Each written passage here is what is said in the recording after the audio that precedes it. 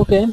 So আজকে আমি আপনাদের হচ্ছে একটা বিজনেস কার্ড ডিজাইন করে দেখাবো। যদিও আপনাদের ইলেকট্রিসিটি চলে যাওয়ার কারণে আপনারা আমার ক্লাসটা জয়েন করতে পারতেছেন না। সো আমরা হচ্ছে একটা বিজনেস কার্ড ডিজাইন দেখবো, চলেন শুরু করা যাক। আমি শুরুতে ফটোশপটা ওপেন করে নিয়েছি। ফটোশপটা ওপেন করার পরে আমি যে বিজনেস কার্ডটা আপনাদের দেখাতে চেয়েছিলাম এখন আমি সেটাই দেখাবো। কিভাবে আমি এটা ডকুমেন্ট নিয়েছি আমি শুরু থেকেই যাই। আমি এটাকে হচ্ছে কন্ট্রোল এস দিয়ে ক্লোজ করে দিলাম, কন্ট্রোল ডব্লিউ দিয়ে ক্লোজ করলাম।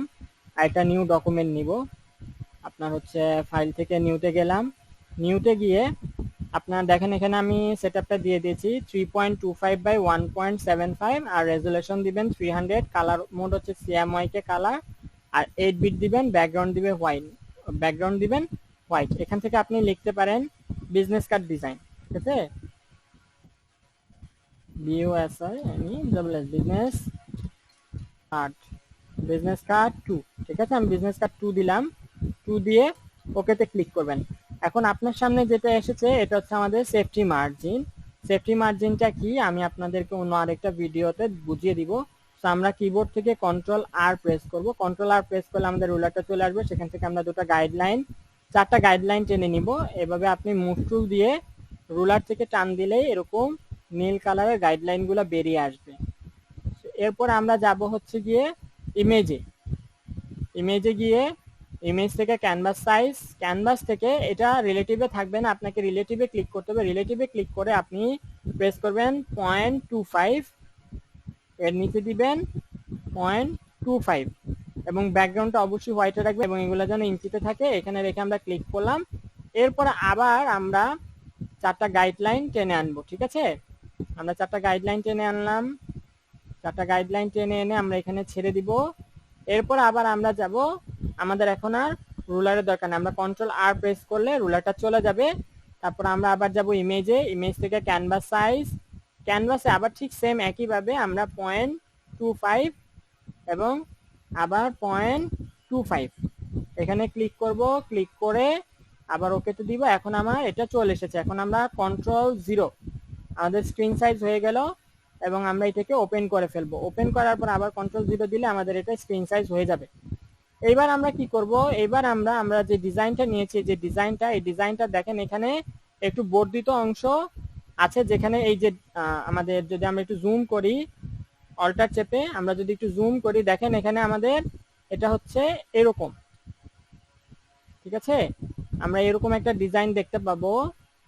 সো আমরা এরকম একটা ডিজাইন দেখতে পাবো। ডিজাইনটা করার জন্য আমাদের প্রথমে একটা হচ্ছে আমরা একটা রেক্ট্যাঙ্গুলার টুল নিব। এটা হচ্ছে আপনার রেক্ট্যাঙ্গুলার টুল। এখানে আসলে আরো টুল পাবেন। তো আমরা রেক্ট্যাঙ্গুলার টুলটা সিলেক্ট করে আমরা মাঝে একটা ক্লিক করব। মাঝে ক্লিক করে আমরা লিখবো যে 3.25, না সরি 3.2। ওয়েট, আমি একটু দেখে আপনাদেরকে জানাচ্ছি যে আসলে ক্যানভাস সাইজটা আমার কত হয়ে গেছে। আমরা ক্যানভাস সাইজ অনুযায়ী নিতে হবে 3.75 বাই 2.25। আচ্ছা, ওকে। সো আমরা হচ্ছে এখানে ক্লিক করব। ক্লিক করে লিখবো যে 3.75 ইঞ্চেস, হ্যাঁ, ইঞ্চেস। আর হাইটে লিখবো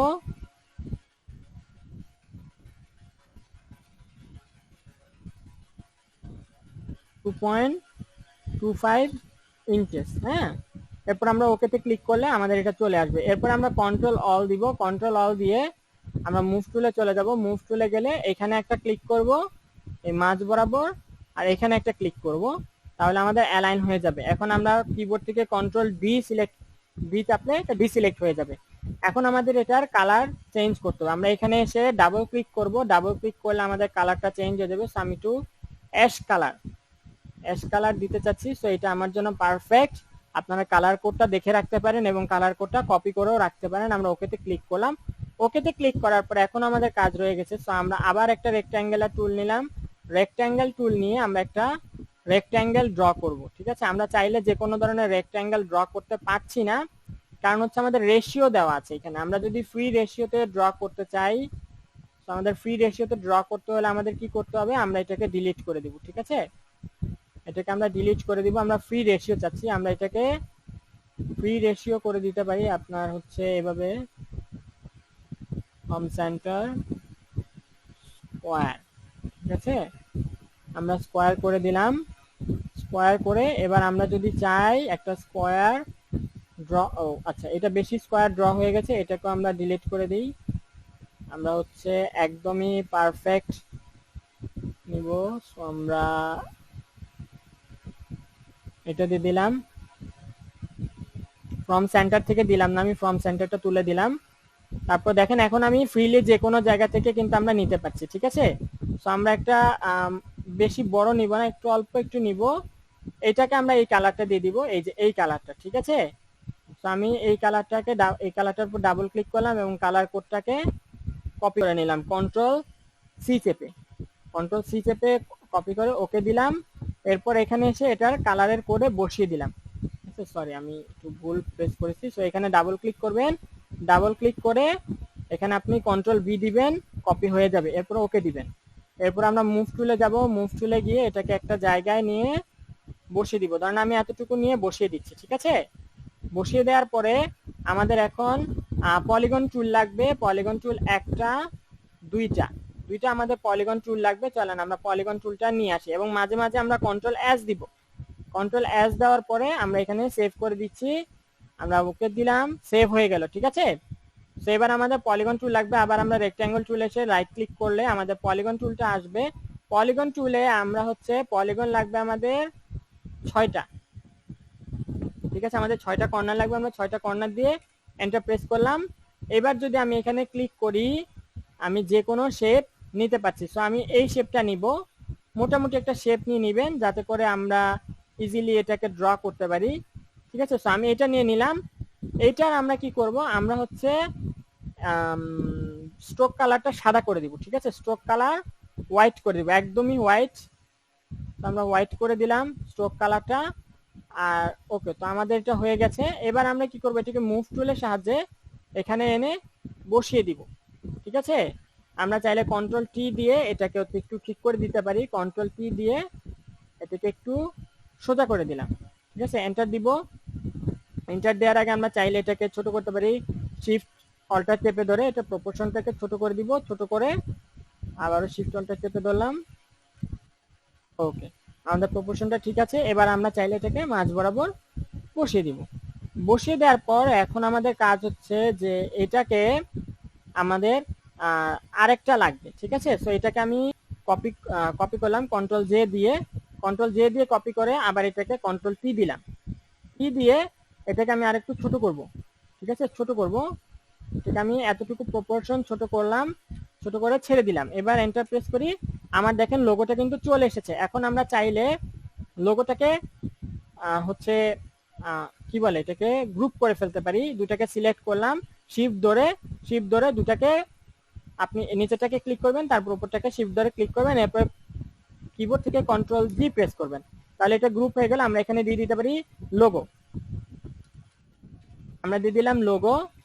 তারপরে আমাদের আরো আছে, আমাদের এখানে একটা টেক্সট আছে, dream studio visual art and design. আমরা প্রথমে টাইপ টুলে যাব, এটা হচ্ছে আমাদের টাইপ টুল। আমরা টাইপ টুলটাই সিলেক্ট করলাম, টাইপ টুলটাই সিলেক্ট করে আমরা অল ক্যাপস করে ড্রিম DREAM ড্রিম স্টুডিও, ঠিক আছে। অল আমরা সিলেক্ট করলাম। সিলেক্ট করে আমরা এটার কালার দিয়ে দিব হচ্ছে হোয়াইট। আমরা কালার দিয়ে দিব হোয়াইট।